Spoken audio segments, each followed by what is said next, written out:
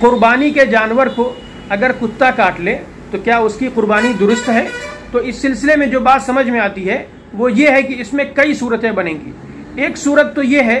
کہ کتے نے بہت پہلے کاٹا تھا اور اب وہ جانور بالکل ٹھیک ہو چکا ہے، جس جگہ کتے نے کاٹا تھا محض وہاں نشان باقی ہے یا نہیں باقی ہے، بہر صورت اس جانور کی قربانی درست ہوگی۔ ایک دوسری صورت یہ ہوگی کہ کتے نے جانور کو اس طرح کاٹا کہ اس کے اندر کوئی ایسا عیب پیدا ہو گیا جس کی بنیاد پر قربانی درست نہیں ہوتی ہے۔ مثلا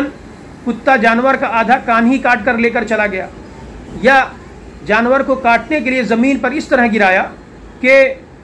اس کی ایک ٹانگ ٹوٹ گئی اور اس طرح ٹوٹ گئی کہ اب وہ ٹانگ زمین پر رکھتا ہی نہیں ہے، چلتے ہوئے اس ٹانگ کا سہارا بھی نہیں لیتا ہے،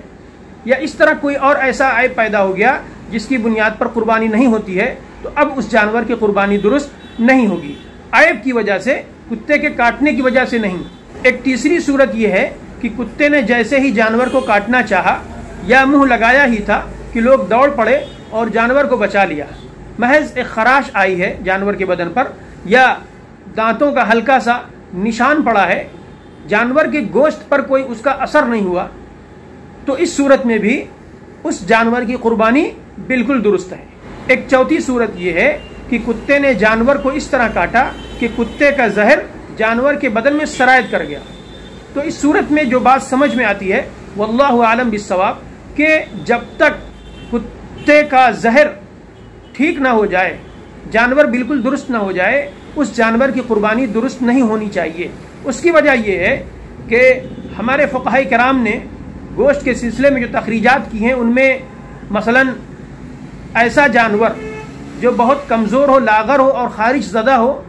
تو فقہاء کرام نے لکھا ہے کہ اس کا گوشت چونکہ متاثر ہو جاتا ہے، اس کے گوشت میں نقص پیدا ہو جاتا ہے اس خارش کی وجہ سے، لہذا اس کی قربانی درست نہیں ہوگی۔ اسی طریقے سے مخنث جانور کے بارے میں فقہاء کرام نے لکھا ہے کہ اس کے گوشت میں پختگی نہیں پیدا ہوتی، اس وجہ سے اس کی قربانی درست نہیں ہوگی۔ اسی طرح فقہاء کرام نے لکھا ہے کہ جو جانور اتنا کمزور ہو کہ اس کی ہڈیوں میں گودا نہ ہو، اس کی قربانی درست نہیں ہوگی۔ اسی طریقے سے فقہاء کرام نے جلالہ جانور کے بارے میں لکھا ہے، یعنی وہ جانور جو صرف گندگی کھاتا ہے، کہ جب تک اس کو اپنے یہاں کچھ دنوں تک روک کر گھاس وغیرہ نہ کھلائی جائے تب تک اس کی قربانی درست نہیں ہوگی، کیونکہ صرف گندگی کھانے کی وجہ سے اس کا گوشت متاثر رہتا ہے۔ لہذا اگر اونٹ ہو تو 40 دن، اور